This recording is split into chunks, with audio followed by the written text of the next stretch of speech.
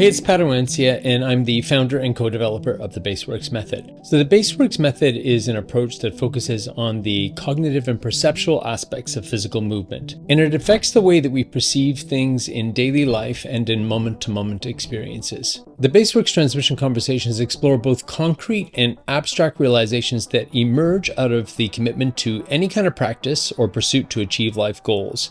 And our aim with these productions is to find a common vocabulary to help better describe these experiences.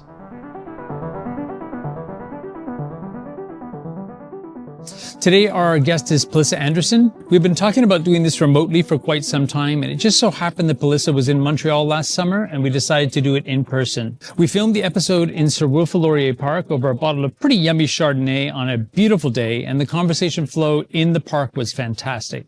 Palisa's approach to life is a pretty cool blend of intentionality, resilience, and creativity. Palisa's a restaurateur leading the Chat Thai restaurant group in Sydney, Australia. She's also a farmer at Boon Luck Farm in Byron Bay, Australia, where she's based with her family. She's written for The Guardian and other publications, as well as having published one book, and her second book is going to be coming out in 2026. As a mom and movement practice enthusiast, she weaves together mindfulness and physicality into her daily life, fusing a life-centric philosophy that's both grounded and forward-thinking. We get into her story from her Thai heritage right through to living in big cities like Tokyo, New York, Hong Kong, and Sydney. We talk about the cycles in nature and life, the challenges of farming through natural disasters, and her vision for food sovereignty. Palisa also shares her thoughts on healthy aging, emphasizing mobility, mental clarity, and connection. And all these things deeply resonate with the theme of this podcast and across all the stuff that we do in Baseworks.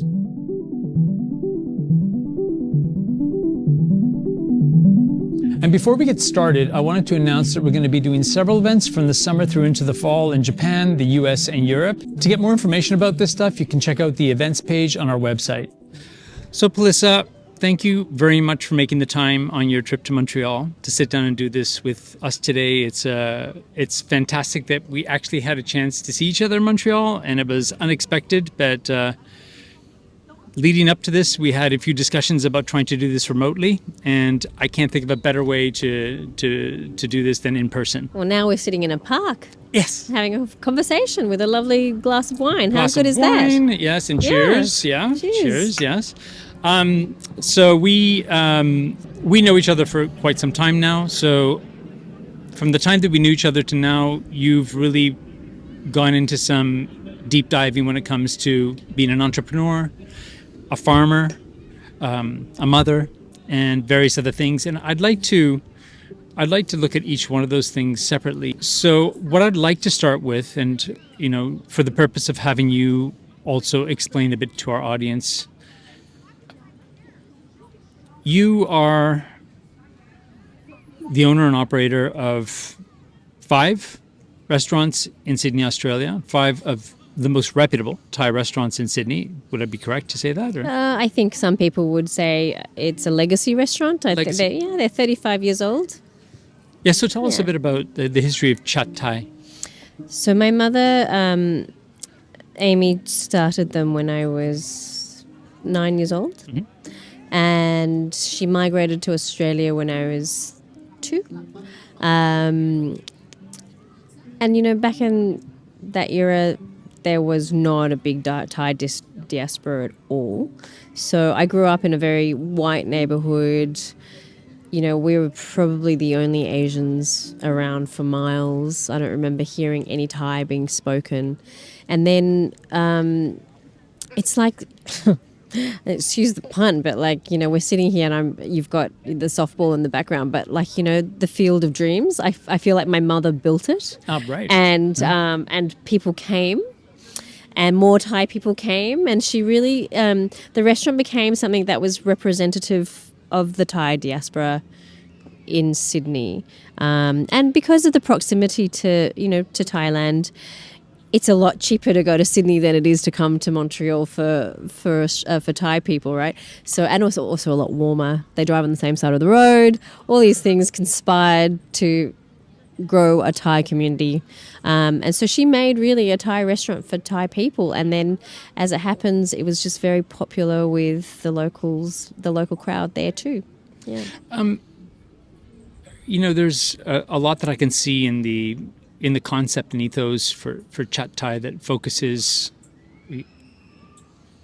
on the quality of food. Like, and what I mean by that is not necessarily what the perception of the quality would be from a restaurateur's perspective, but ingredients that go into the dishes, The sourcing, like the procurements. But I mean, also on other stuff that I saw, there was a real ethos around an understanding. And again, we can talk about Boon Luck Farms after, but understanding of where the produce is coming from. Is it seasonal? How is that affecting not only the taste of the food, but the overall feeling of the experience? Yeah. Well, Australia being a very large country, we've always had great access to produce. However, I think the thing about being pegged as an Asian restaurant, and maybe particularly a Thai restaurant, it's the price point is supposed to be set very low in order for it to be friendly towards what people know of Thai food.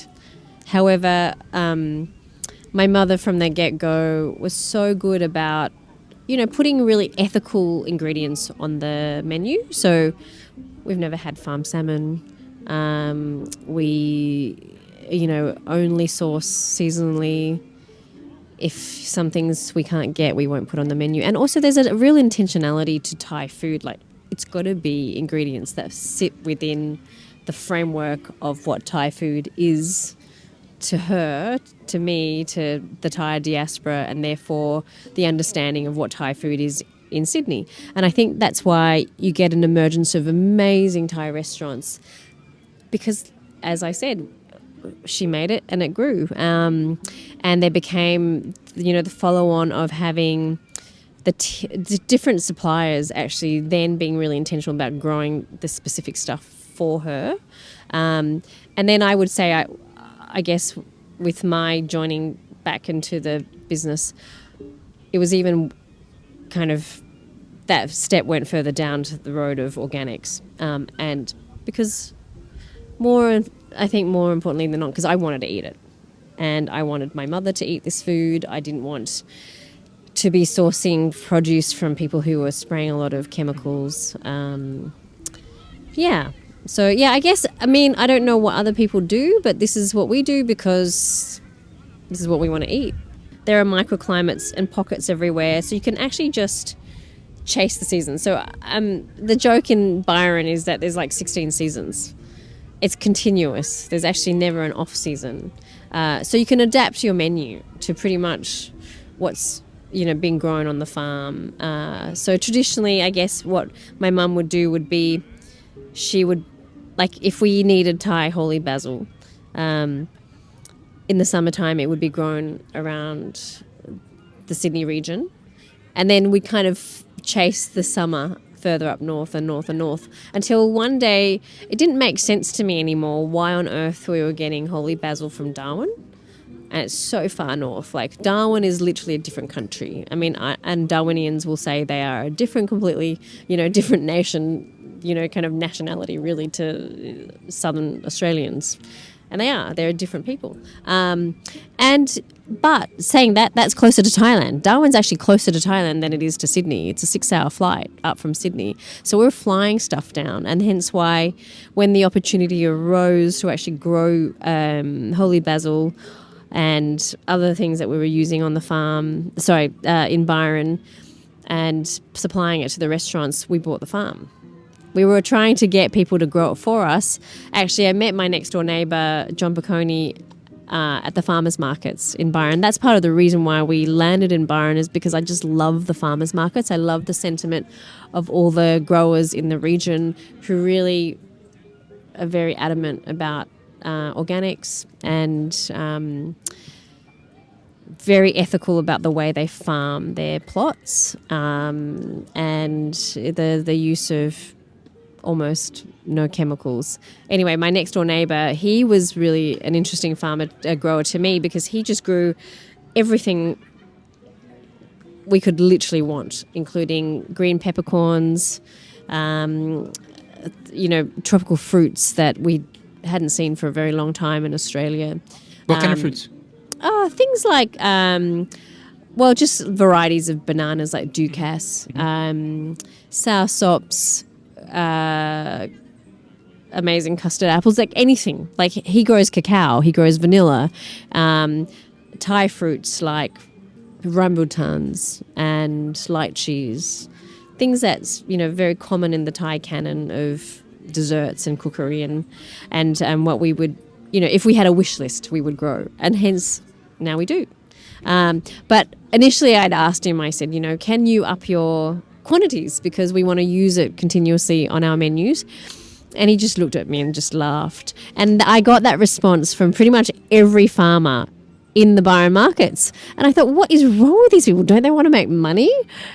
Like coming from the city, you have that perspective like, hey, come on, we're willing to pay a good price for this. Just up your quantities because we want to put it on our menus. And response after response from these people were like, no, just do it yourself. And, that was not something people in the city often hear, right? They're like, yeah, sure. How much specialization? Great, right? But not there and not in that community. And it slowly dawned on me like, maybe this community has a point. Maybe this is where I want to be because, I don't know, I'm looking around me in the city and not a lot of people are happy. The idea of like, sure, okay, we want to specialize for this and that and the other, and then you've got all this free time, but what do you do with your free time? These people were really living, they were spending their time out in nature, they were market gardening or orcharding or whatever it was, and they were doing something tangible. And yet, we were doing tangible things by making food for diners, but it wasn't a personal thing. Like it's personal, but it's not personal in the way when you grow your food. So if I understand correctly, the these people that you were talking to, they wanted to sustain the quality of life they were living? Yes. Yes. Okay. Yeah. Rather than hustle and, and also it's a very independent society up there in Byron, or down there in Byron. Well, it depends on where you think. From Sydney down from the rest of the world, yeah. Yeah, they keep their their employee list very short. Most of them are just owner-operators. They don't hire a lot of people. They can't really scale up. If they're doing markets, they're already assigning everything they grow to the farmers' markets. They're not going to expand their market just for you. And, initially I was just, it's like, what's wrong with these people? Why don't they want to make more money? That really is a question that I think a lot of people in the city ask. Like, where's the hustle? Right? Where is the hustle to these people? Has that now permeated your way of living, or yes and no? Yes and no. I still have a bit of hustle in me, because I come from the restaurant industry. Yeah, I come from a background that is about efficiency. And not that I'm saying that, these farmers are being inefficient. It's just a different type of way of living. And I guess we can talk about it down the road in our conversation, but the whole efficiency perspective of marrying what we do in the restaurant and what we do on the farm, I think really has made us one of the strongest farms around.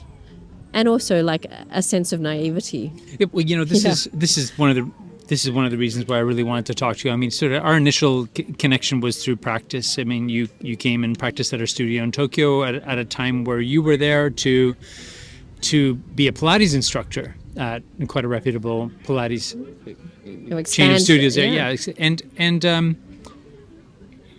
I mean, I knew from your back, I knew that your mom was a restaurateur, but how that experience, how that from that period of time to your going back and ending up farming, I mean, to the scale of your farming, and we'll talk about that shortly, because I think it's worth having all the people tuning into the podcast today to understand the scale of what you do, because it's very impressive. But this integration of, say, farming and being a restaurateur, I mean, we also see a lot of parallels and similar things when somebody dedicates themselves to some sort of modality of education or art, or some creative output, and how that sort of transfers across metaphorically to different things and or culminates it's a culmination of experiences that refine each of the qualities within the respective things that people are doing. Why don't we talk about that a little bit? I'm curious to know, like, so from being a restaurateur, on the hustle in Sydney, which, I mean, Sydney's a big city with lots of great restaurants and some fantastic chefs, and it's got a reputation similar to that of Montreal or to many other great culinary cities. There's definitely a hustle there, but for those of you who don't know what Byron Bay is a bit of what was originated as a hippie mecca, and even going further back, it has a very historical reference within the Aboriginal culture of Australia, and you can explain a little bit about that reference after, because I also think that that's relative.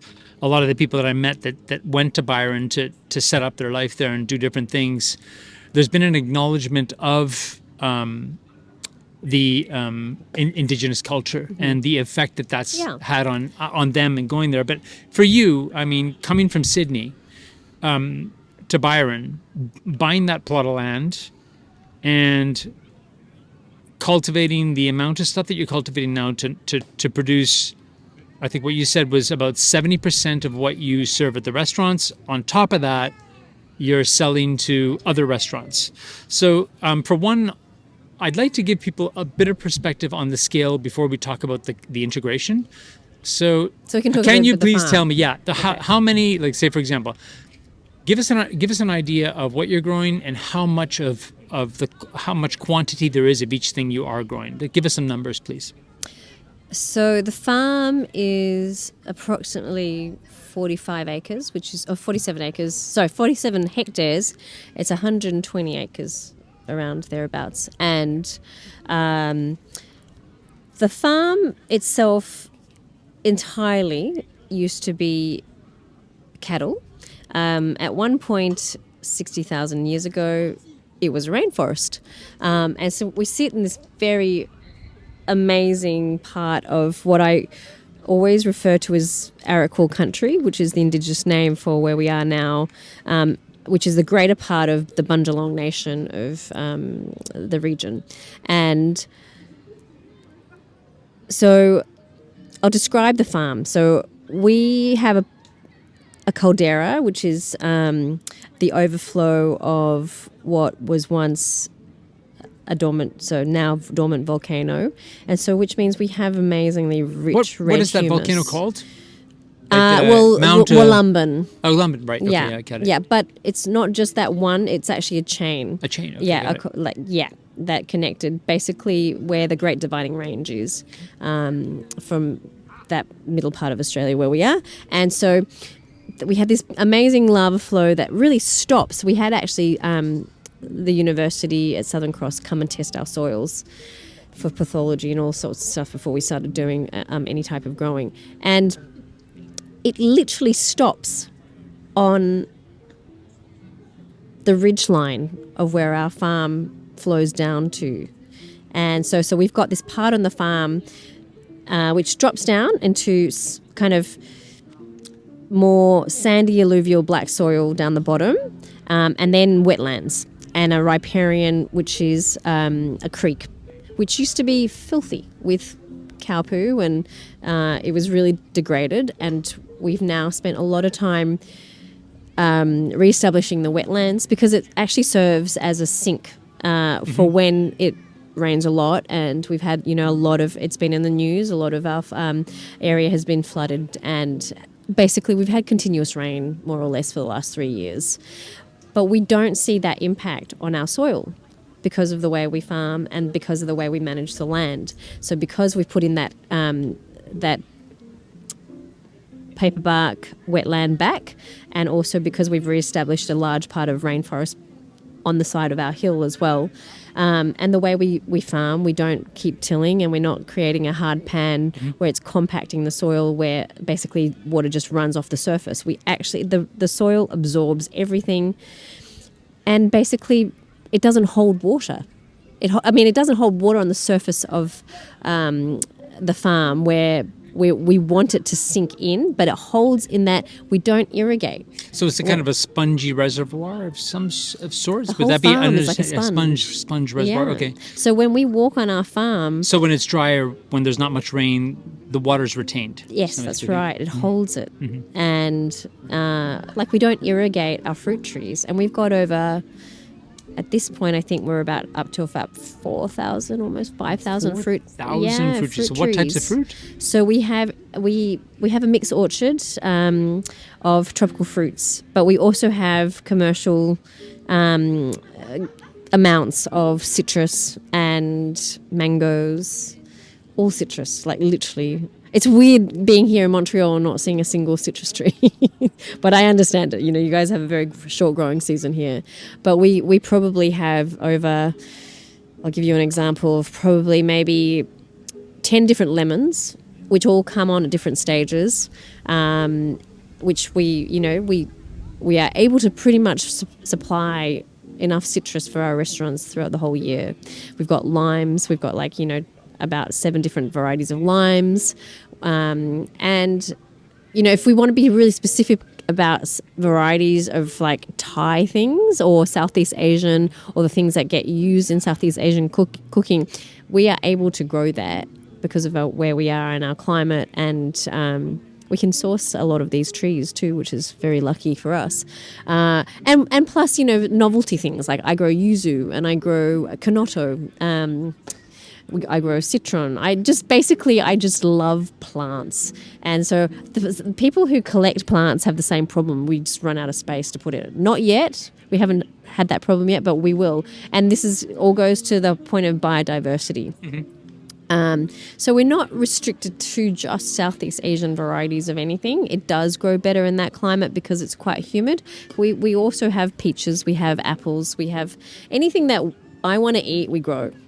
And, and then by default, anything that's excess, we sell back to either to our restaurants or to surrounding restaurants. So we always have a surplus of fruit, which always goes into our sorbets. So there's always seasonal sorbets. And there's, you have to be really creative about the way we use our product.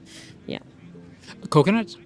Not yet, but we have something called Bayberries, which is about to come on when I go back. And I'm just it comes on. It's a very short season. It's once a year and it's about 6 weeks. It's just divine. Yeah. Yeah. I mean, just when I'm thinking of Thai food, I'm thinking of a lot of coconut, like coconut curries. Sadly, that's one of the things that hasn't come into fruit yet. It takes a while. How long? To establish the tree, up to 9-10 years. Wow. Yeah. Okay. So the palms are you to be trying? Quite old. Oh yeah, we've got a couple of coconut trees ready. Yeah. Okay. So I mean, you talked about we talked about fruit trees. What other types of things are you growing? So we grow. We've got market garden. So I would say our market garden area covers about 4 to 5 acres of the property, which is a lot. 4 to 5 acres of market gardening pretty much will feed a whole community. Say, if you were just doing farmers markets. We do no-till, which means we don't use big machinery, and it's often a lot of manual labor to set up these beds. But once they're established long-term, they're much better for the soil. They're much better for weed suppression and management. And we have perennials, which means the plants are there all the time, and we just cut back and they grow again. Yeah. Yep. But we also have annuals, which need to be pulled out at the end of each harvest or each season. At the end of so at the moment on the farm, we've got all our brassicas, cabbages, broccolis, cauliflower, romanescos. All our salad greens, all our greens. Our greens are the best season to grow up there in the winter. And it's so funny because I was just on a farm here last week and they have all our winter crops in the middle of their summer, which attracts a lot of things that what we would get in the heat would be cottle moths, and you'd have to spray for that. The thing is we don't spray, and when we do spray, we don't spray, and when we have to spray, we know it's the time not to grow that crop. Yeah. So you try to avoid spraying, generally speaking. We don't spray. Yeah, you don't spray. Yeah. It's a long lesson that we have now learned. If it's not doing well, it's not supposed to be there for one, or it's not the right season for it. What percentage of the farm would you say is perennial as opposed to needing maintenance? I mean, that's sort of something self-sustaining. Well, market gardening in itself is generally high maintenance. The trees, however, they require pruning every year or sometimes every second year once they're established. So they're our perennials. They're actually probably the largest part of the farm. The market gardens, while it sounds like it's not a lot, it probably yields the most food. We've got polytunnels as well where we start off our seedlings. So we're a closed loop system in that, we will save seeds, we'll start them off in our trays, and then we'll plant them out. So it's a continuous cycle where we're trying to, as much as we can, limit what we have to buy in and input from outsources. Yeah. You did explain to me that the farming does derive from a specific modality of farming. Can you explain to us? And several. When we or several. Okay, yeah. So you explained to me the other day. When our image of farming, for example, would be that one image that I would have would be that there would be. I don't know, did you ever meet Dennis, a Dutch guy in Japan who did organic farming up in Hokkaido? No. Okay, I'll send you information. But I believe he's still doing Niseko green farms. I believe he may be still doing it. He did it for years. We went up and did an interview with him at that in the middle of the time that he had been farming. They've been producing a lot of stuff, but when I think of farming, when I visited his farm, I think of and he was doing relatively organic. Within the organic specific laws of Japan, which are different from other countries. But I think of tilling. Okay, we talked about this. I think of tilling the soil. I also think about fertilization. So you mentioned these are things that you don't really focus on. Can you tell us how would a more conventional, look at organic farming, say? How does that differ from what you do? I think this is a really, big point of confusion for a lot of consumers out there. We can do everything that we can to be very healthy. But the one area of knowledge which I think gets a lot, very confusing and lost on people is, what does nutrient density in food look like? What does it mean? What kind of farming creates food that is nutrient dense, right?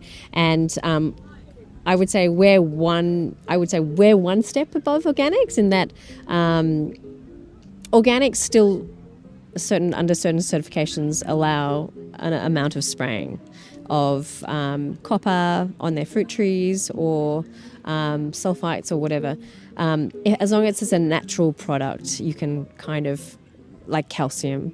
Basically what we're doing is we're trying to amend our soil by adding organic matter, sometimes salt. So the one thing that I really got into was casting out Baja Sea Gold salt, which is, look, it's not from my local area, but it is. Australian soils are very depleted, so we're boron depleted and we're molybdenum depleted, which means that has to do with a lot of pollination of trees and also fruit setting. Pollination we don't really have a problem with because we've actually got lots of insects and we've got lots of bees. But molybdenum and boron are still very, very deficient. So using trace elements is something that a lot of organic farmers do, and I think that's perfectly fine. You need to correct your soils. You have to look at the pathology of your soil as well. And when I say pathology, I'm saying all the things that, not just the trace nutrients, but what kind of microbes are in your soil? What kind of, do you have mycelium establishment in your soil?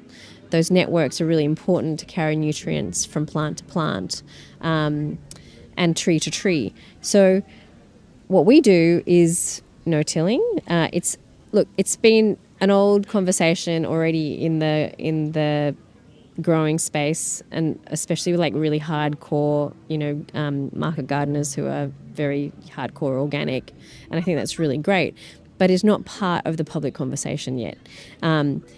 When you drive through farmland and you see these massive boom sprays and you see one crop, that's called monoculturing or monocropping. And you're guaranteed that they need to spray that because those crops have so many diseases and pests and things like that that attack them. Why? Because there's no biodiversity in that environment. And like you think about any environment, not just the soil, not the ground, but like a society. If we're all just a monoculture, what happens? There's always problems, right? You interbreed, you need to bring other sources in, because you look at a forest. A forest is never one tree, one variety or type of tree. A forest has different levels of canopies, different levels of growths, and lots of different types of, understory trees and weeds that occur, and even things like epithets, which basically grow by parasiting another tree. I hate to use the word like everything all at once, but that's exactly what it is. And so we mimic that. We biomimic as much as we can by bringing, not quite like a forest environment, although that is exactly what we want to be working towards, where it kind of self-sustains itself. However, if you want to yield where you want to sell it, it's very hard to do that, right? So you've got to have, you've got to be able to manage your rows. You've got to be able to move into the rows with a tray or whatever to pick my fruit. Like, I'm not even going in between the rows with tractors or anything heavy where I'm impacting my soil. The health of soil is about making as little impact as possible. We are able to turn things around really fast by basically just mowing down the old crop. And then, so when you say mowing down, you told me the other day you use a lawn mower. Yeah, we literally use an electric lawn mower. So for perspective, I mean, what does that look like for people? I mean, we know what it's like to mow a lawn. Just your average lawn mower that you use in your backyard. And you mow over the crops. We mow over the crops, yeah. It's a style electric lawn mower. We mow over the crops, and then basically we put more mulch down, which is something that we have on the farm constantly because we were always pruning trees, compost, and then we plant straight back into it. We rotate crops, so we're never planting and replanting the same thing. And this is where the biology of the soil grows. Because so you mean rotating crops so a different crop would go in a different place from where it did the previous year? Like leaf, fruit, greens. Mm-hmm. Yeah. So there's a method that we follow, and I guess you could say one of the modalities is permaculture. But it's the same. I was just writing a quote out the other day, and it's a quote by Nathaniel Hawthorne, and he talks about how if you're a potato planter, you'd never put the same potato as you would, and this is the same about his children. He would never plant the same potato in the same soil over and over again, because it just basically the whole idea of the monoculture, right? You're not actually adding anything new to that soil. And he says the same thing about how children, if you don't give them different environments, and if you don't plant your children in different environments, they will never thrive. You test them by putting them in different environments, or you kind of have your children in different environments. I love that because it again, the whole biomimicry, like we are as people, we're migrants, and so are plants. Plants migrate. Look, like there are ginkgo trees all over these, parts in your neighborhood in Montreal. Like they're not native here, but they thrive here. So there is something to be said, however, about introducing diseases to certain environments, which, has to be monitored very carefully. But I am one for, complete biodiversity. In relation to farming, and I mean, I'm really fascinated by this because I'm a big proponent of cycles. Mm-hmm. And, you talked about cycles in the cultivation process of the different crops, and you just mentioned now that you'll even change the place where certain things are growing. I mean, obviously you can't do that to the fruit trees, but there's, like you say, the greens, and I mean, I have no sentiment. If the fruit tree doesn't produce well, or if then you move it. Yeah, totally. You move it. Yeah. So I mean, that's or take it out. Or take it out, completely, and then plant something else there. Okay, got it. So I mean, in relation to cycles, and when I think about cycles in a metaphorical perspective, because I'm always one for metaphors. You know, we're nerdy and we get deep into correlations with the work that we do, and this is one of the reasons why we have you here talking to us today. It's very interesting to understand the impact that cycles have, not only on nature, but maybe what I'd like to say is that for you as now a farmer,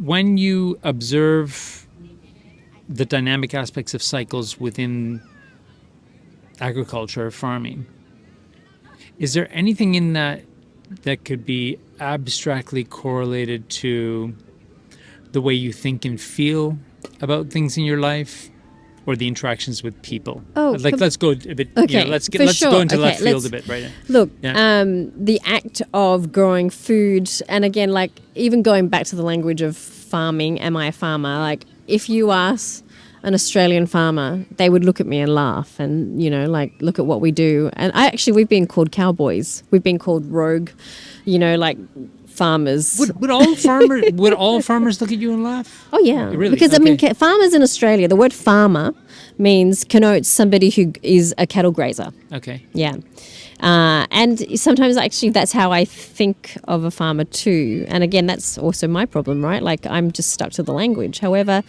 I would say for me it's more holistic. Like it's not just that I'm a farmer and so now I'm like holier than thou about the food I eat. No, I don't see this. I just see this as one further step into integrating what I do in my work life at the restaurant to kind of marrying it with how I actually want to live and how that actually adds to my work and how it enriches my life.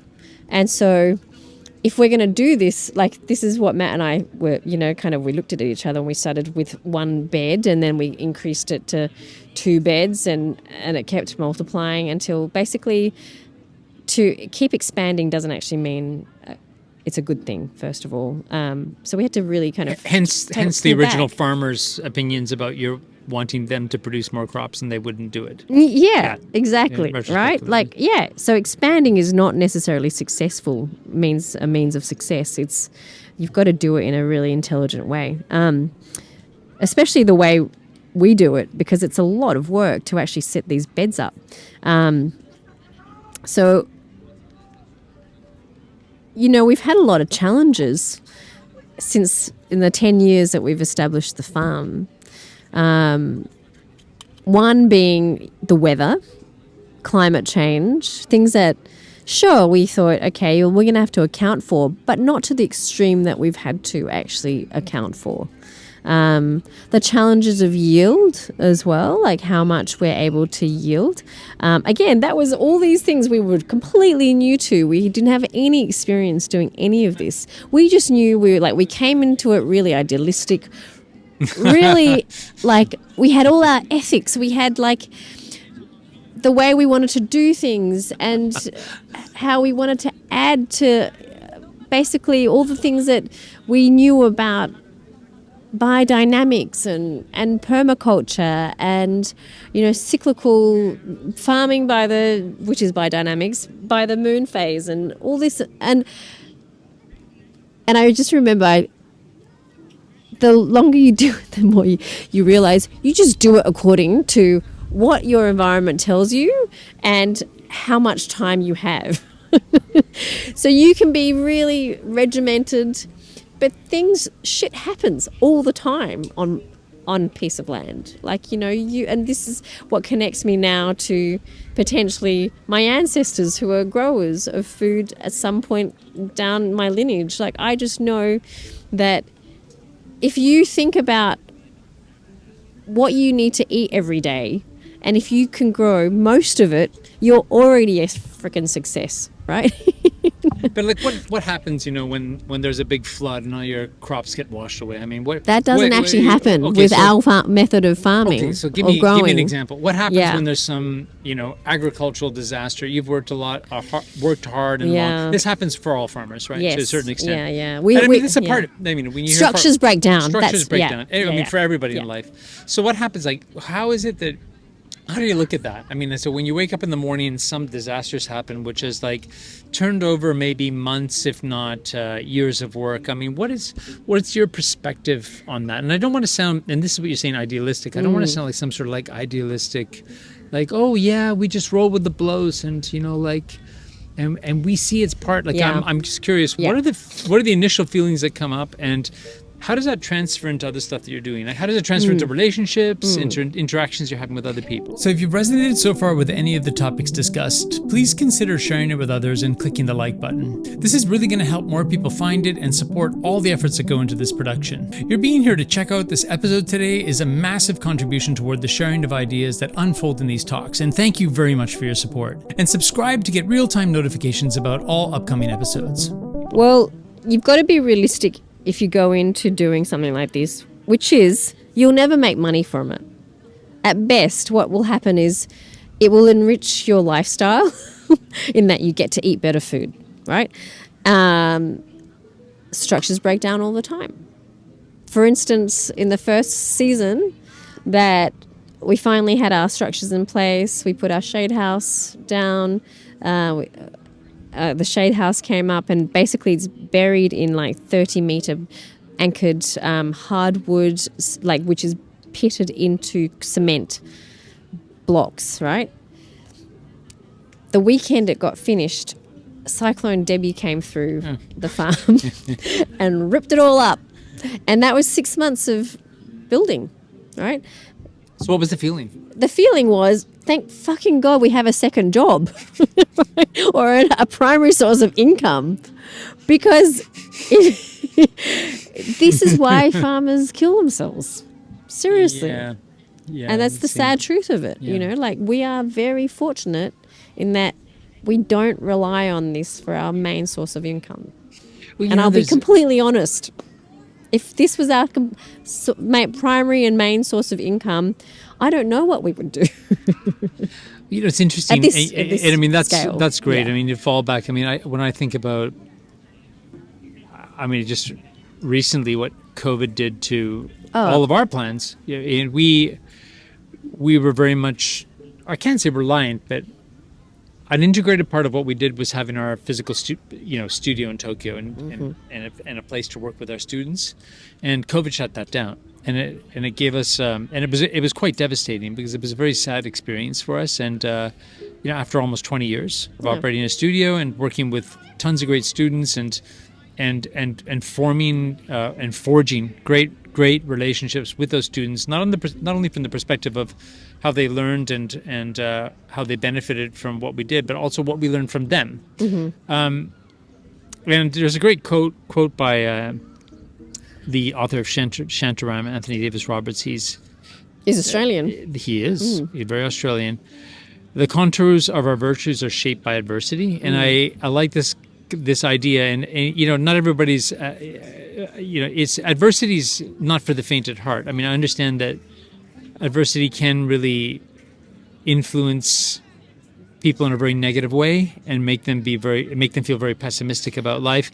But you say this cyclone came and ripped your thing up, and thank God you had another you had another business to be able to sustain what you did. But I mean, you still had to tend to some element of maybe rebuilding that point in that, right? Giving in and rebuilding. Giving in and pivoting and adapting. And basically, so what was the adaptation there? Well, the adaptation in that circumstances, we just couldn't put our fruit trees in when we wanted to plant, right? So we had to then spend another 6 weeks rebuilding the shade house, or repairing it and paying for it. Anyway, so the thing about farming is it is all about resilience. It is all about adaptability, especially in this day and age. You can just never predict what's going to happen, ever, with the seasons. And now, especially like now, meteorology just has it wrong every day on a daily basis. When you think it's going to be sunny, it's going to rain. Yeah. Tell me about it. Yeah. We're always talking about that, right? Asha's we're like, oh, yeah, it's going to be sunny tomorrow, but it was fucking pouring rain. Yeah. So think about this in terms of like staffing. Like when you talk about your studio during COVID, well, we had to do the same thing for our restaurants. We had to pivot really fast because we didn't want to let any of our staff go. We wanted to make sure that because a lot of them were international students or international workers, they couldn't get the benefits that, citizens could get in Australia. So they had to be fed and be able to pay their rent. They couldn't go home. Borders were shut. And the ones that did get to go home, they all wanted to come back. And we didn't want to lose our workforce because you just could not see what was going to be forecasted into the future, right? So we didn't want to collapse this amazing business that my mum had built, which is 35 years old to this day. And so we went to an online platform and we pretty much joined every platform there was. What do you mean? Well, technology really helped, and this is where, Matt came into the picture and really kind of like grew our online presence so that if you, for instance, searched up Thai food in Sydney, like ours would be the primary one you would see. And I hate to say it, but, things like that are important. Like if you want to adapt in this world, you have to move with the technology as well. And, we did things like made it more enticing for people to order from us. And then this is when we lost so much because we were growing so much food. And all of a sudden, it was like the taps were turned off. The restaurants that we were delivering to, and we were growing a lot of food for other restaurants as well, like they just completely stopped ordering. And not to no fault of their own. I completely understand what happened there. So we pivoted to doing vegetable boxes for, local residents and actually people in Sydney as well. But the stuff that we were growing and we are growing now, it's just too niche. So a lot of the home chefs are really struggling with it. So you know what I was doing? Because I was writing for The Guardian regularly at that point. Every week I'd choose a vegetable that we were growing and on the farm, and I'd write about that vegetable. And so when people ask me, well, what do I do with celtus? I'm like, well, funnily enough, I actually just wrote a Guardian article last week about celtus. There's a recipe there. Go check it out. So, I was doing all these things. I was finding it really fun, actually, just to, managing that. People. Yeah, but also to see what a farm could actually be as a source of community in an environment like the pandemic. And it really was a source of community for a lot of people. So the farm kicked off when, 2015? Yeah, we bought in 2014. 2014? Started growing. Okay, started growing and how old were your kids when that happened?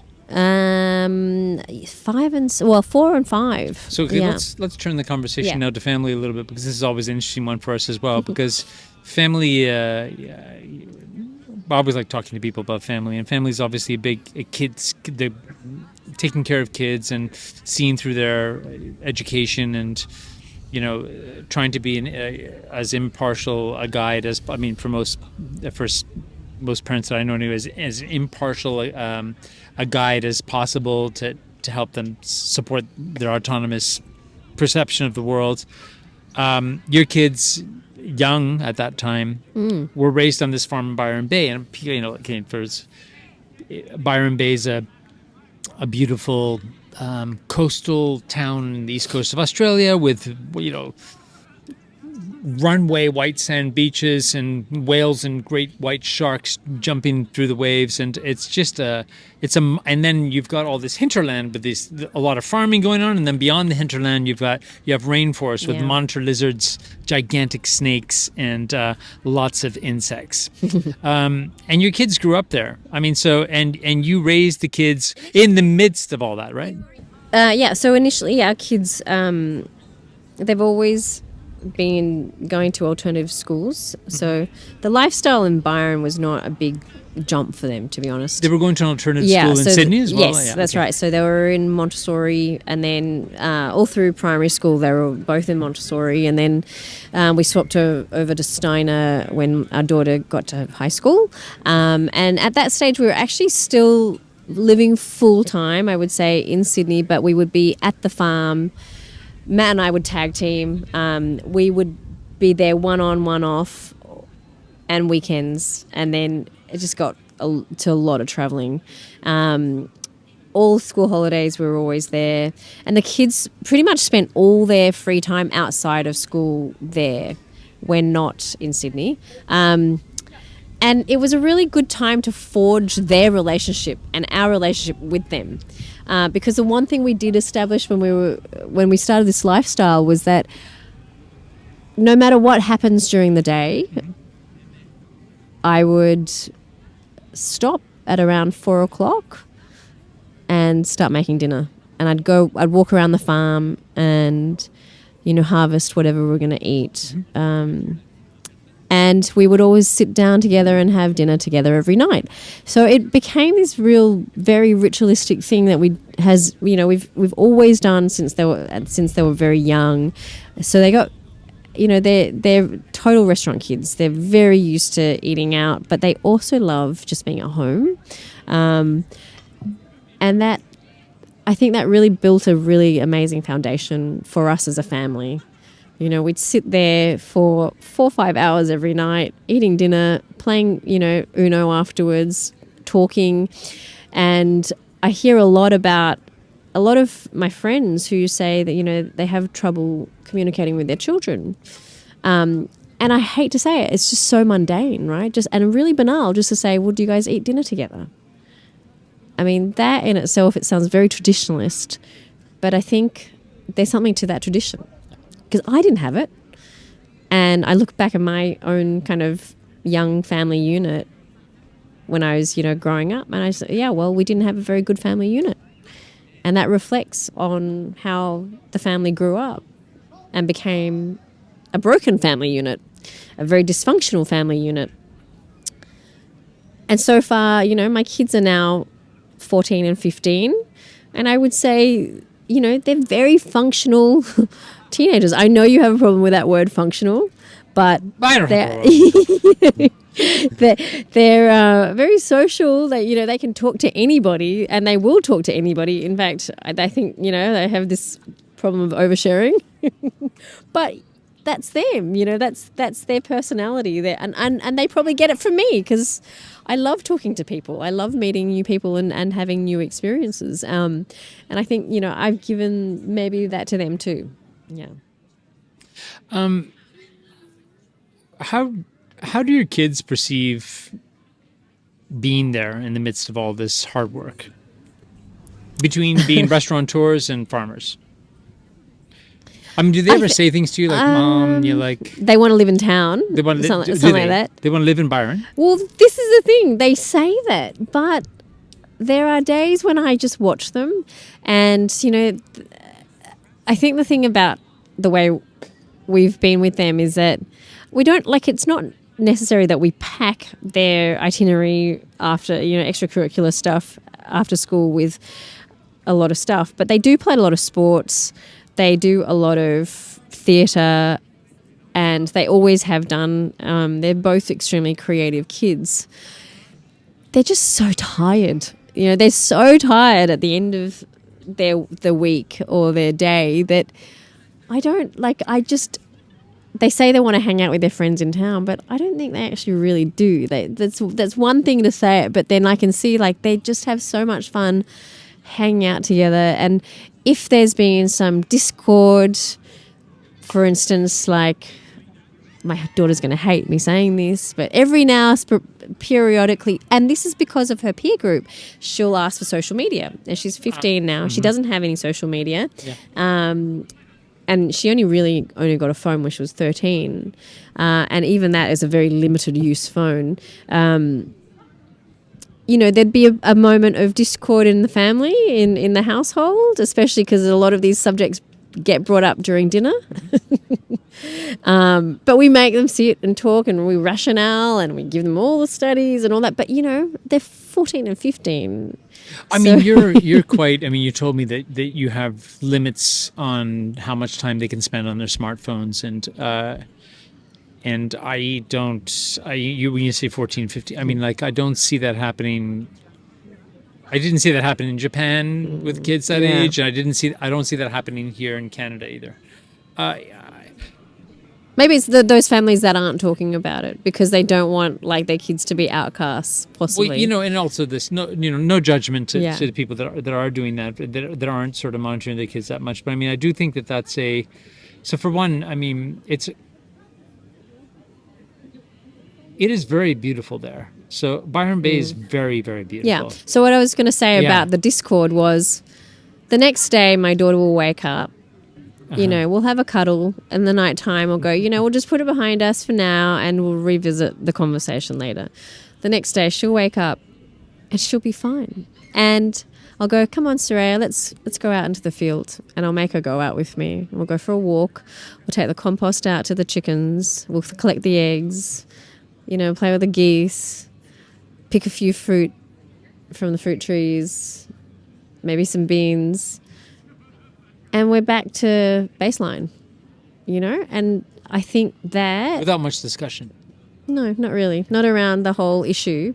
But then we'll come back and maybe talk about it again when we're both calm, and I'll always kind of give her the same bloody studies and the same reasons why. And she'll come back and she'll say, I understand, Mum. I really understand. But you can't understand. And I can't understand. I'm not her age in this time in the world, right? I'm trying to understand. And to be honest, even with what I try to understand, it's still a hard no for now. And I know it's just as hard for kids who are on the outskirts of not having as they are when they're, having, but they don't have the pitfalls of being in the center of the storm continuously when they have that social media, right? So we can talk about that later. However, like I said, going back to the whole getting them tired, physical movement, making them do things with their bodies, making them understand where they are in space and time, why they're projecting all the time. And this is what humans do. I can see it now in the progression of their maturity. When you're a kid, you're always looking forward to your birthday. You're never happy just being the age you are. You want to be older. You want to be at your birthday already so you can get presents. There's always a milestone you want to mark, right? And just getting kids to understand that peace is actually just being here and now with Patrick in a park in Montreal, regardless of whatever their reality is. I think that's the key for them anyway. And for me too, actually, for all humans. Just if you are at peace, you're exactly where you are. Are your kids able to just default to that moment reality? We do a lot of work with them. So we make them actually have ice baths with us. Yeah. So we'll do family holidays where we go skiing or somewhere if we get lucky enough to go somewhere. Last year we went to Wanaka. We went to New Zealand to visit Matt's parents. So Matt's mum, and then we went down south. And then, we jumped into a lake. A cold lake. A very, very cold lake. It was 2 degrees. That's awesome. It is so awesome. And it's so awesome for them because they're so active, right? It's so good for their muscles. It's so good for their mental clarity as well and just all humans, really, and you look at kids in a pool, they don't get cold, right? They can stay there. They can duck dive. They can be in a cold environment as long as they're having fun. Yeah. And they're not thinking about phones. They're not thinking about social media then. They're exactly where they are. Right. And I think I wish I could bring that reality to all teenagers right now. Yeah. When I'd like to turn the conversation a little bit. I mean, this will spin back to the kids, I think, in it very respectfully. But we met on the premise of a kind of, you're coming to our studio in Tokyo and you were a teacher of Pilates. And I know that you continue to do yoga and Pilates and gyrotonics and other practices that are supporting a kind of a baseline. I don't know if it'll be a reset mechanism for you or just something that you need to balance out the different polarities of things that go on in your life. But you also spend a lot of time out in the fields, farming, and this is the reality. We talked a lot about this the past couple of nights over dinner. I mean, it was interesting, and because I also like to spend a lot of time outside doing different things that are outside the structured part of the different practices that I do, using my body. Mm-hmm. So how does, rather than talk about those practices, how does your being out in the field every day, interacting with those tasks of cultivating or not cultivating, how do those things make you feel physically, for one? Growing food is, especially at the scale that we do, like it takes a toll on the body. And what kind of toll? You're doing a lot of repetitive movement, right? So, for instance, if I'm in the rows where I'm picking beans, I'm there for hours squatting, essentially looking up, and they're very primary movements that using big global muscles. Like I'm down squatting for a long period of time. I'm holding myself up as much as I can. I'm extending my thoracic because I'm constantly looking between the leaves. And when you become a really good grower, and I would say a good mover, you only expend what you really need to expend in terms of energy, right? And you become efficient in those movements. But it's long holds for long periods of time. So yes, while I'm getting a lot of my movement in the fields, I think if I didn't have that base work already in my body and my core, it would be a lot harder for me. Yeah, I would have a lot more. And also, like, tree pruning is really intensive. Like, I'm often in trees with saws. And, the trees are moving. Climbing the trees? Yeah, climbing the trees or on step ladders. I'm having to stabilize myself.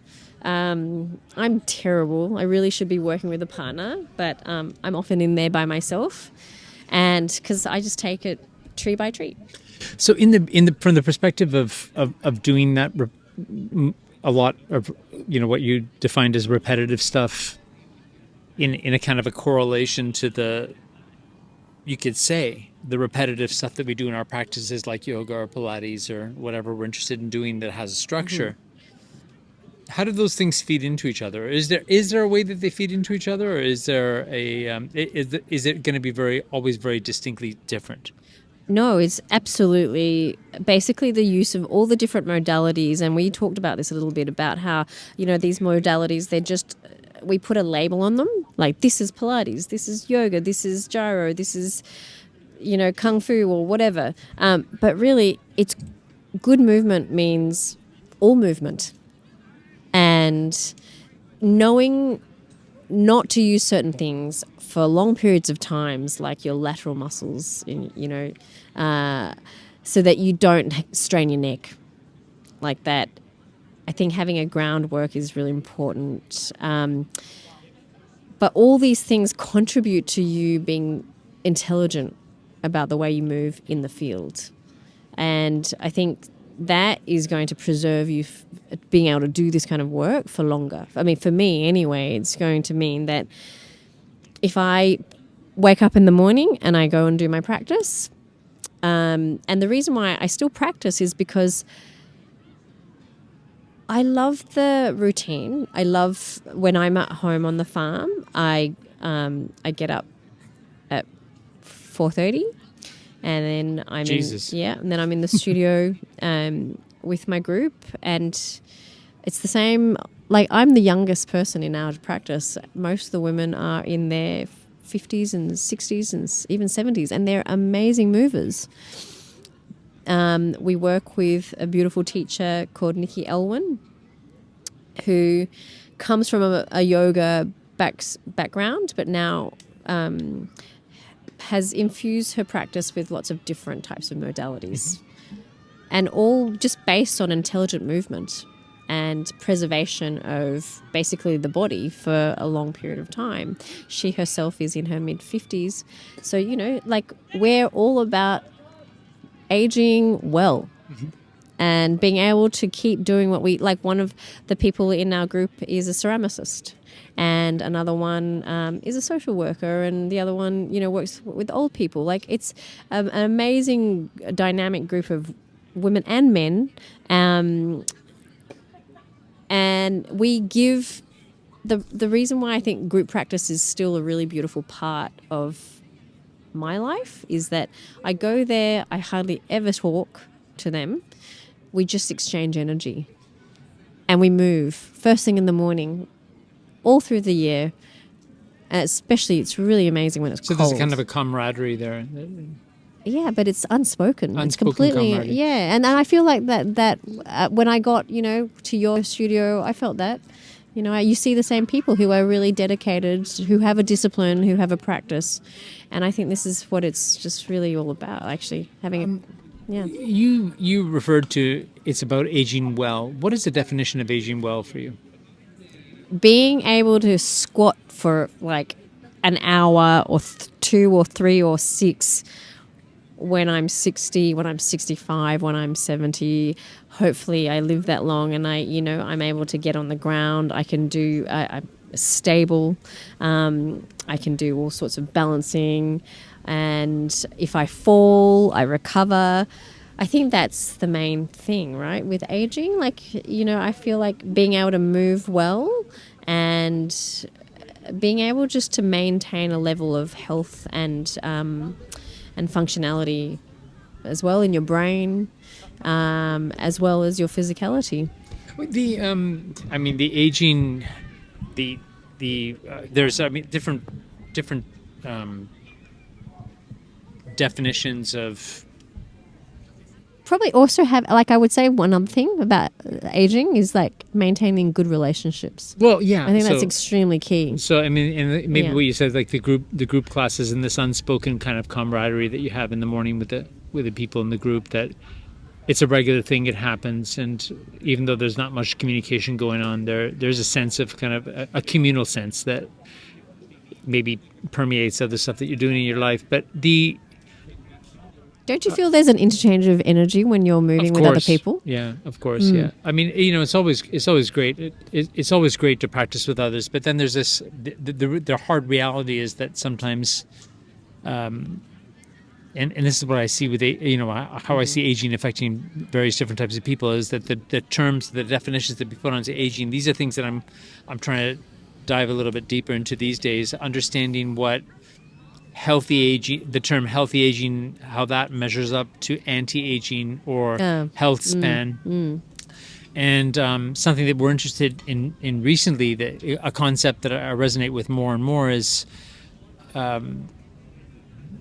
the idea of sustaining resilience at both the cognitive level and physical level for a longer period of time, and then rather than health deteriorating over a gradual curve, it deteriorates very quickly. You die. Yeah. So I like this idea because it means that we can sustain the quality of life for longer, and then basically the curve drops and you die. Yeah. So I mean, and I think that this is probably how it tended to be,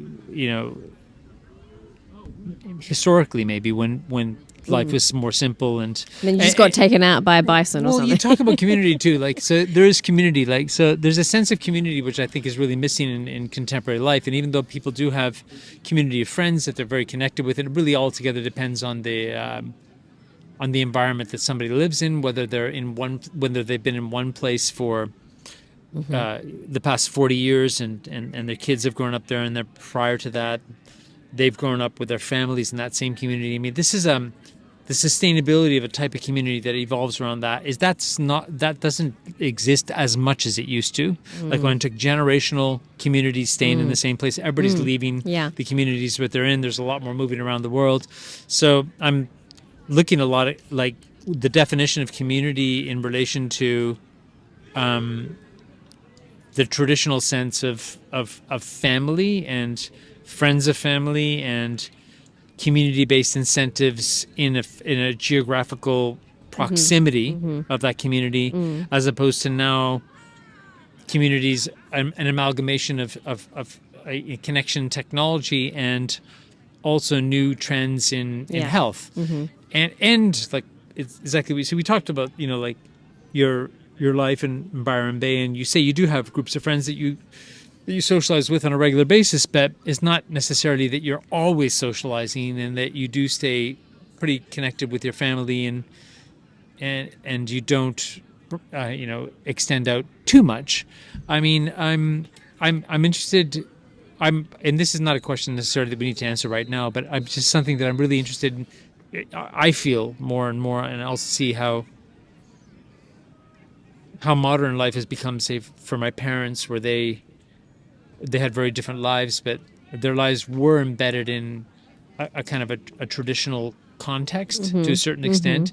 But my parents' generation was maybe the first generation with the growth of technology, the expansion of the social fabric, where they were going outside of what their parents and grandparents were doing to live a more dynamic lifestyle, and how that led to a more autonomous thinking, but in a more autonomous way of living life, but at the same time, a kind of a breakdown of connections with the immediate physical community. I don't know, like I'm interested in myself in how one would perceive these the qualities of life that evolve around practice, that evolve around the work that you do in relation to modern living. And well, I would say living on a farm, it's very easy, and I've seen it happen to a lot of people, where you become more and more insular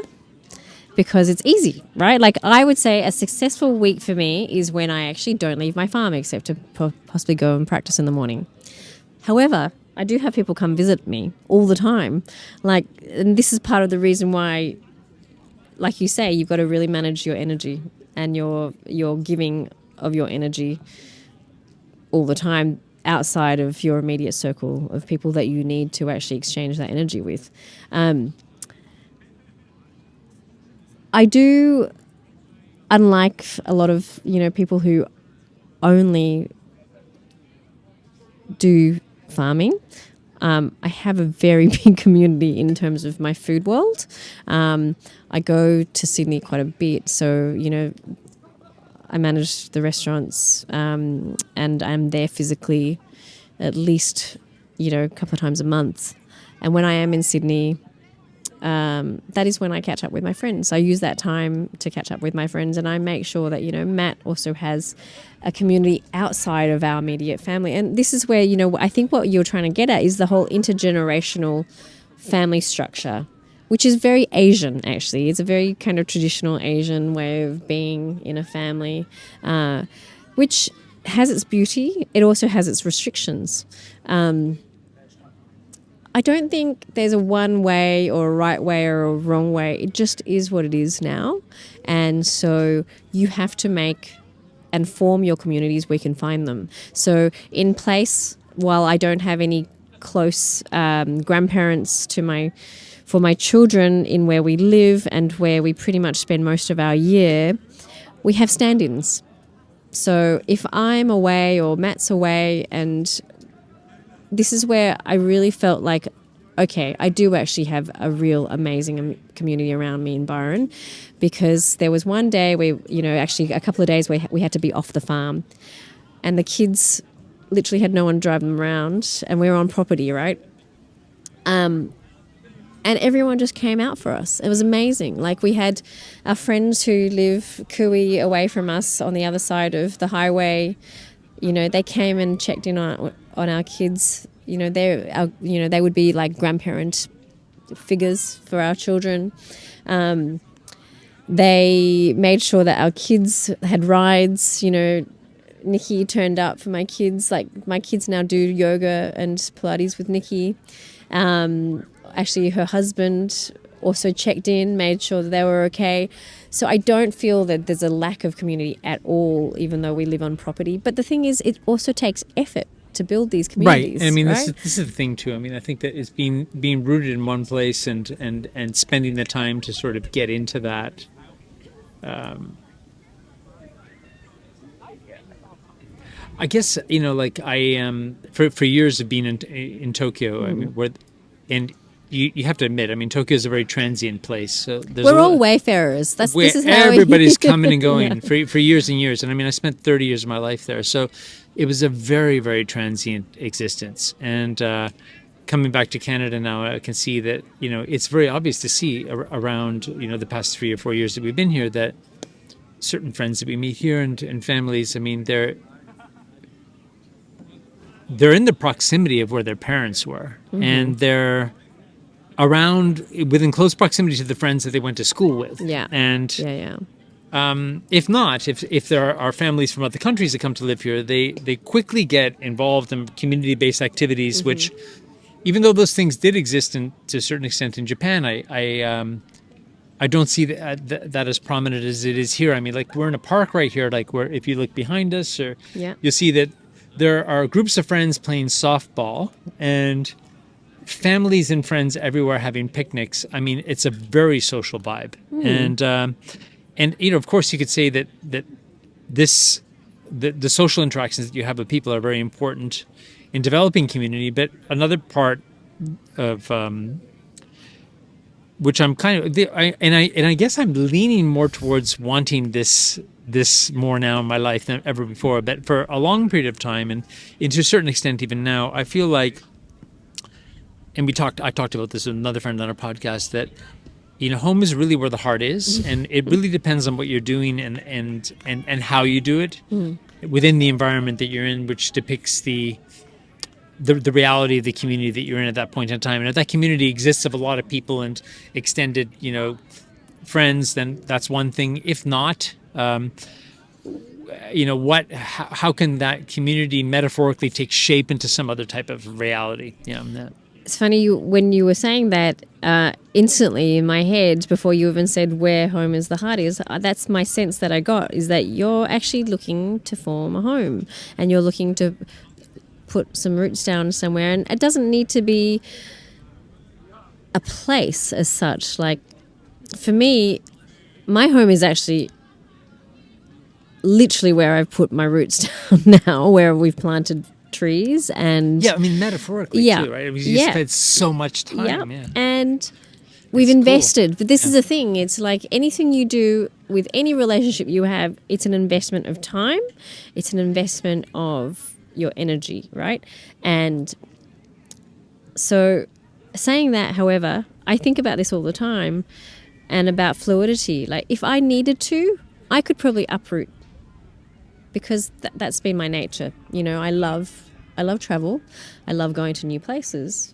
But now, considering everything we've done and the environmental impacts that we would have, we've got to think about these things really carefully. Like, it's the intentionality of how you want to live. Like, you see, I'm very good at uprooting. Yeah. Like I'm an uproot pro, and I'm kind of, and it's exactly as you said. Like, I'm a little bit fed up of that. Like, I'm but at the same time, so you just got to pick a place and commit to it a little bit. I don't necessarily. It's not necessarily that I think that this is this physical geographical proximity is the best place for me in the future, but wherever that's going to be, whether that's here or somewhere else, I almost feel like it's a task for me to sort of decondition the uprooting construct. Right. Yeah. And And so I'm sure you've done a lot of psychological work on yourself and self-analyzing, right? And so you just go, well, what am I actually running away from? Yeah. And for me, it was probably my family. And now I'm not running away from anything. However, I still have Wanderlust because I'm curious. Like, I love the world. I really am in love with the world. I'm in love with being alive. I'm in love with coming into a new place and seeing new landscapes and meeting new people and being invigorated by that, like constantly. So I love travel, but I also have to look at myself and go, what's the environmental impact I'm making when I do stuff like that?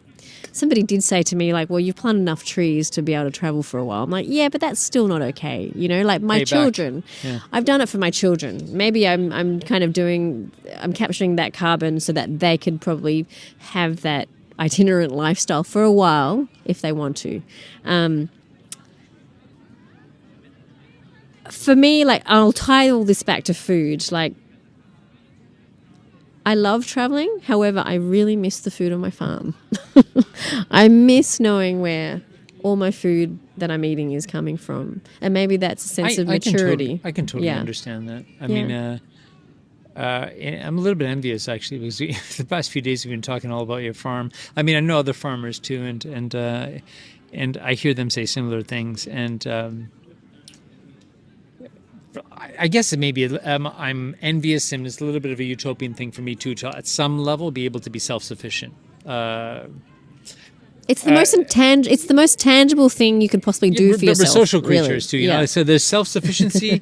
To what extreme do we check out? You know, and go off grid, and still stay connected. Okay, so technology's there to help us to do that, but I will say this. Yes. Okay, about what you just said, yes. and I'll link it back to what you said earlier about rhythms and seasons. So there are seasons where you just will want to hibernate and shut down and not talk to people, and I do that when I'm on my farm because I talk to a lot of people when I'm not on my farm. Sometimes I actually even go out of my way to avoid talking to my husband, and I will want to be alone on some part of the farm, maybe in the forest or, you know, in the orchard, where I'm just going to work all day and not talk to a single person. And that's bliss. But it comes in waves, right? Like, you're not going to want to do that forever because you want that social connection. Yep. And that's when you go and find it and you go and do a group activity or whatnot and you build your community that way. So I'm just giving you your own dose of medicine, Patrick. Yeah, a little overdose. I mean, of course, and I dig that. I mean, I think it's been a big reality check for us too. I mean, like, so we've continued to sort of very diligently work on our on the stuff that we're doing with Baseworks digitally for the past 4 years, coming out of our community, people in Tokyo. I mean, to a certain extent, there was a community there, and there was an element of it which was heartbreaking for it to finish. Yeah.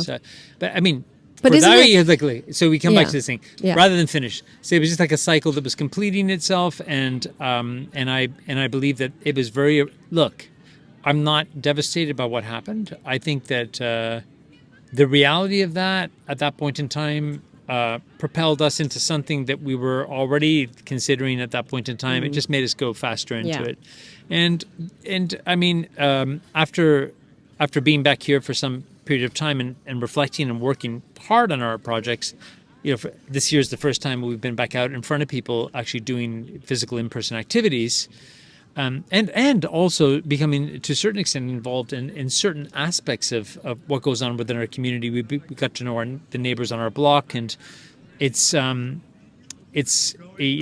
exciting. It's an exciting prospect. When I hear you though talk about Byron Bay, I get a melancholy feeling because I did spend periods of time in Byron Bay several times throughout the course of my life, and I know the area well, and I know very well what it's like to get in the car and drive down and go for a walk on the beach. You say you don't have much time for that, but I mean, we still make time. I mean, every now and again. Now we do. It's lovely to go to take a walk on the beach and see the whales, or, you know, like the sharks or whatever you're going to see there, and it's just nobody on the beach for miles and miles and miles, and that solitude and the reflection that comes from that. And I mean, so many people aspire to that type of living. I think it's something that we also aspire to a certain extent. But as you say, the ability to sort of have some other project there which allows for you to go in and out.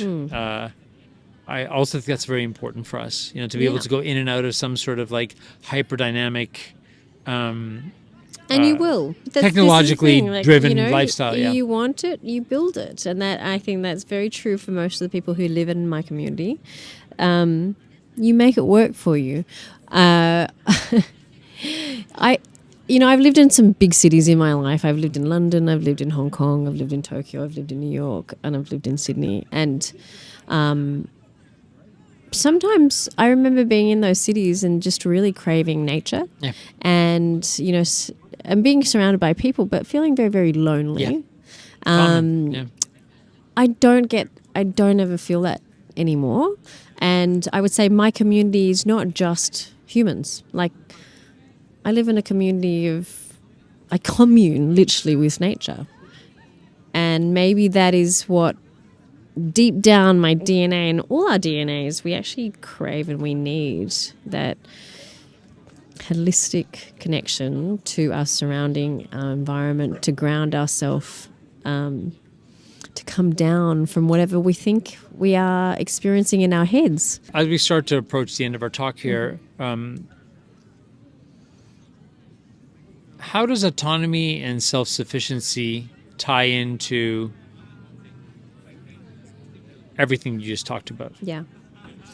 The integration of all the accumulated experiences in my life so far, I feel like really has put me in this point in my life where I am very conscious and a big projector in my community about health, about food sovereignty, about reliance. And I've seen all this play out recently in the last, 4 years post-COVID. We had those shortages of fertilizer that I was talking to you about last night. We had spikes in food prices and inflation in food prices. We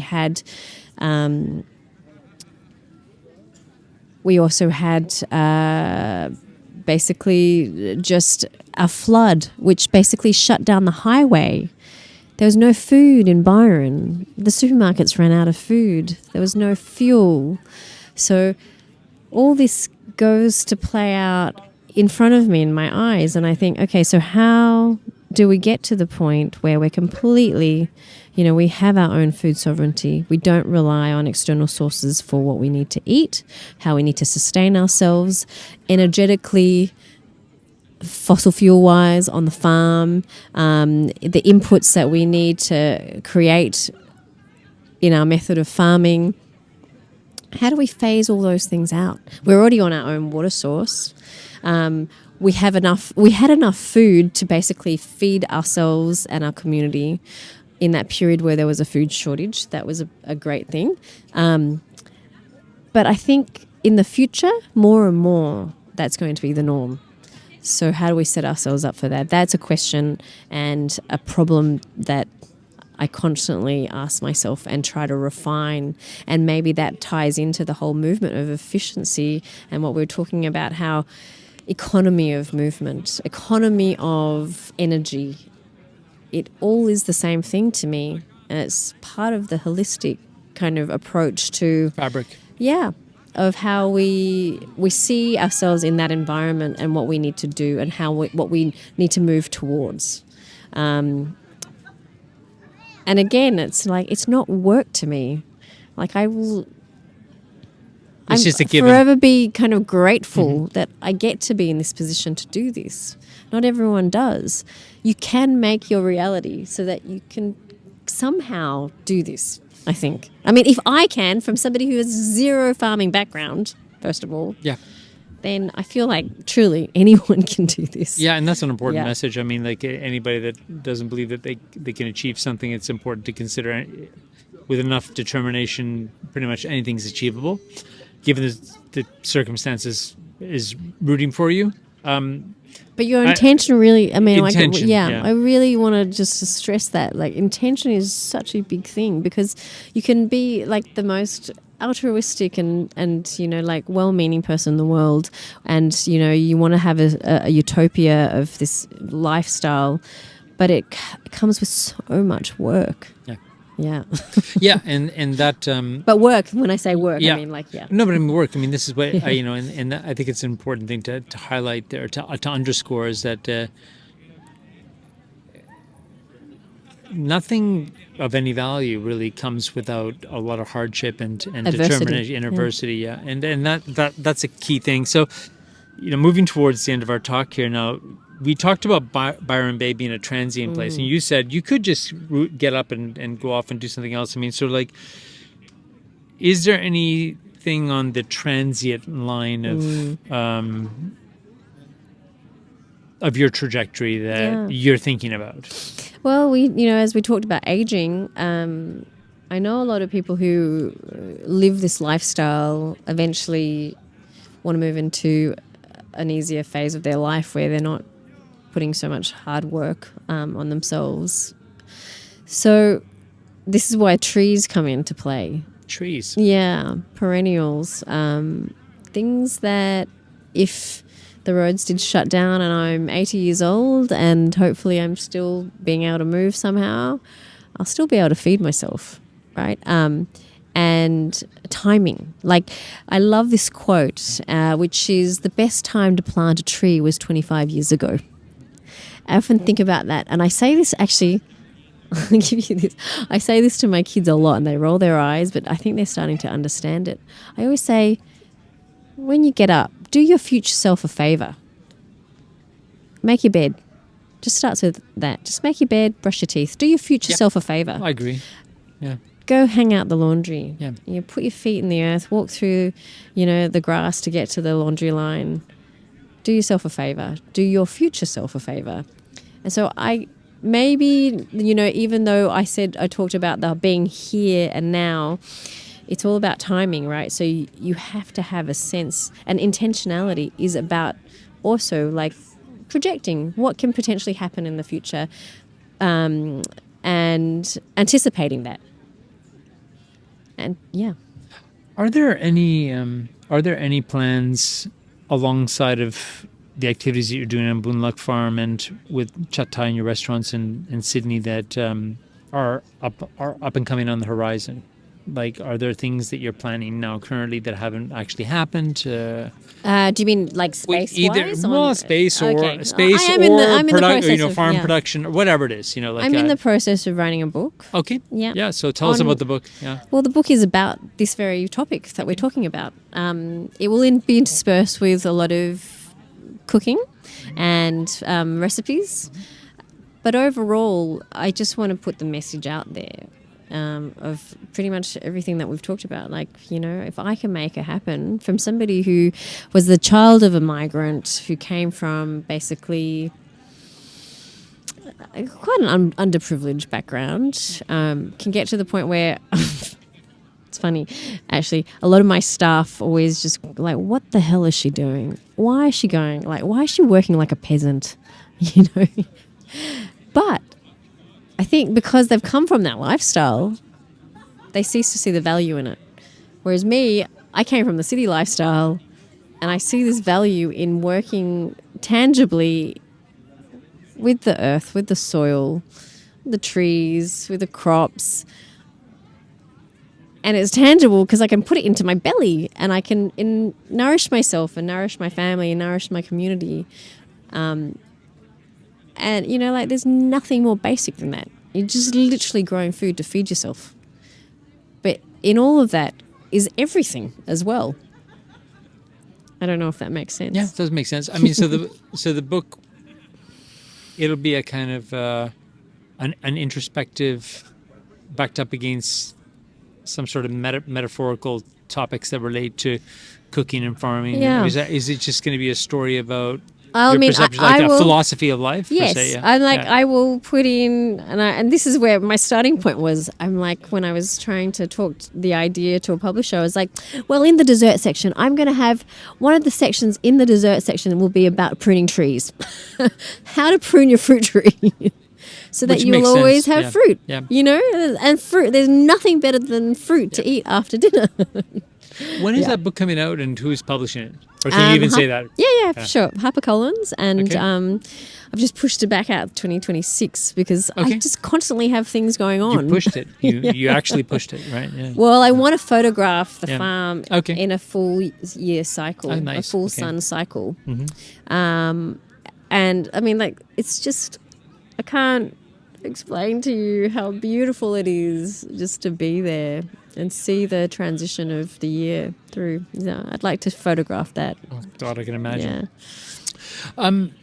Look, I think we'll wrap up there. Yeah. Maybe we can do our next talk on the farm. Yeah, that would be lovely. You're welcome anytime. I'm going to be pointing people towards where they can learn more about Boon Luck Farms and your work with Chat Thai. Regenerative farming. And regenerative farming. If you have any other links, I mean, anything that we talked about here that that's of any relevance, that we will actually link that in the show notes as well, so people will be able to reference those points. But I'd like to just thank you very much for taking the time to do this, Palisa. I'm happy that we were able to see each other and spend the past few days hanging out together in Montreal, and it's very, very inspiring. I mean, like both Ash and I are like, oh my God, it sounds so good. Like we'd love to go to the farm and hang out and just like, and I almost feel like I'd like to spend a year working in the fields of the farm, like as a. Well, you're more than welcome. Well, yes. Yeah. To be honest, I have to say, and I will drop this into this little podcast, is that, I owe this existence to you.